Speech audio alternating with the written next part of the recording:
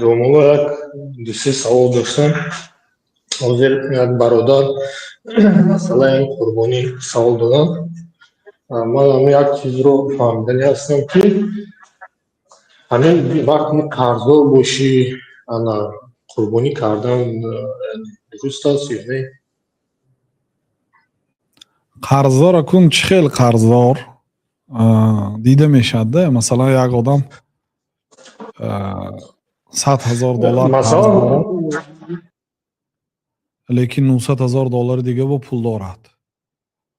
قرض همه وقت قرضدار است. بعضی تاجرها برای اینکه بار به نسیه میگیرد، یعنی که مفتی فریب میتید. مفتی به معنای آدمی که فتوا میتید، به سوال و جواب میده و فریب میتید. چه خیلی من قرضدار هستم کنم یا نکنم؟ گفت اگر نه قرضدار باشی نکن.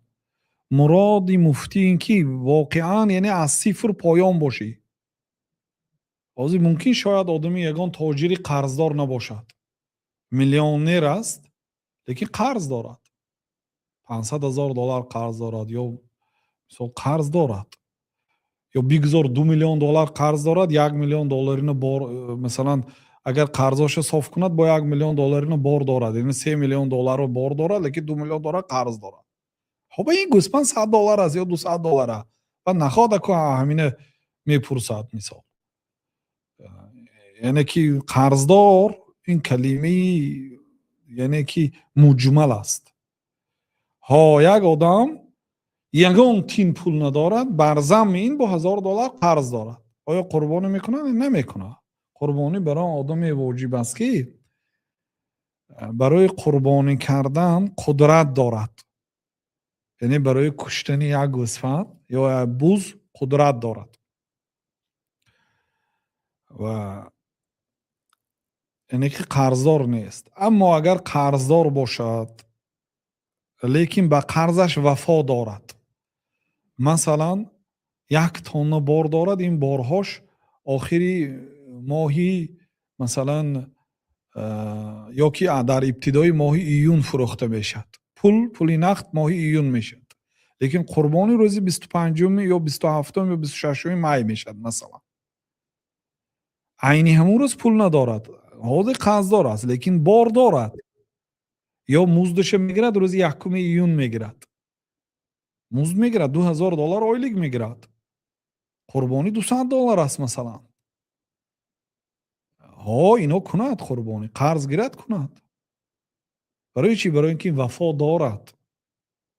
حتی لیکن واجب نیست، میگم بعضی علما مادامی که قرضدار باشد واجب نیست. لیکن یک آدم گوید که من به این دستور شریعت عمل میکنم، حتی قرض گرفته باشدم این کارا میکنم، گوید یقین باوری ایمان دارد که الله تعالی عوضی نگ میدهد، کند.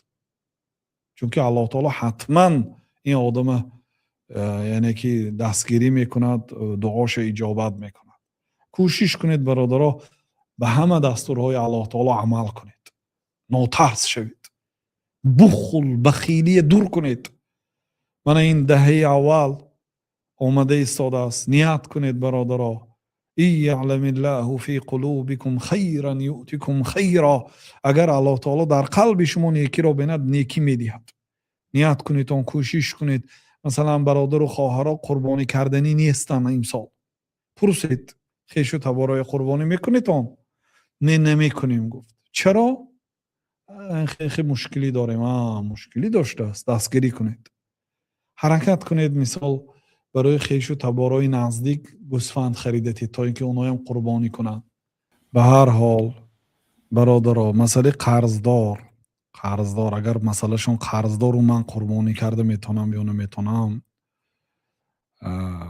قرضدارای اروپا من فکر نمی کنم که برای شما قربانی ساقط شود، چون که €200 در اروپا پول نیست.